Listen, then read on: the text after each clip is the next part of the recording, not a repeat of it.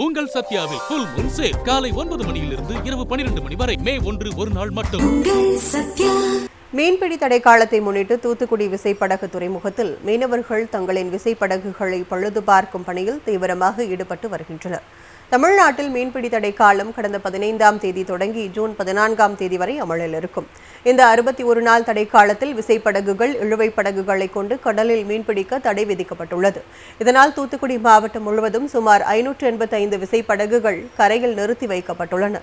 குறிப்பாக தூத்துக்குடி மீன்பிடி துறைமுகத்தில் 272 விசைப்படகுகள் நிறுத்தி வைக்கப்பட்டுள்ளன. தடை காலத்தை பயன்படுத்தி மீனவர்கள் தங்களின் படகுகளில் பழுதுகளை சரி செய்யும் பணியில் ஈடுபட்டுள்ளனர்.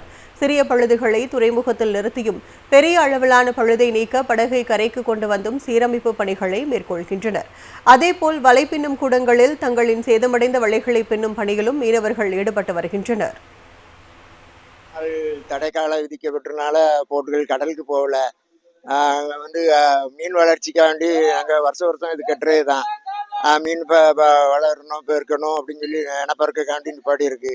அதனால இந்த ரிப்பேரிங் வேலைகள் தான் இப்போ நாங்கள் பார்த்துக்கிட்டு இருக்கோம். எங்களுக்கு தொழில் ஆதாரம் இல்லை. இப்போ 60 நாளைக்கு அந்த பெயிண்ட் அடிக்கிற வேலை, அந்த வெல்டிங் வேலை, பெப்ளர் வேலை, அந்த மடி வேலைகள் எல்லாமே நடந்துக்கிட்டு இருக்கு. இதெல்லாம் முடிஞ்சு ஜூன் 15ஆம் தேதி எங்களுக்கு கடலுக்கு போகும். மீன்பிடி தடை காலத்தை முன்னிட்டு தூத்துக்குடி விசைப்படகு துறைமுகத்தில் மீனவர்கள் தங்களின் விசைப்படகுகளை பழுது பார்க்கும் பணியில் தீவிரமாக ஈடுபட்டு வருகின்றனர்.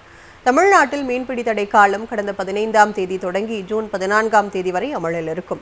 இந்த 61 நாள் தடை காலத்தில் விசைப்படகுகள், இழுவைப் படகுகளை கொண்டு கடலில் மீன்பிடிக்க தடை விதிக்கப்பட்டுள்ளது.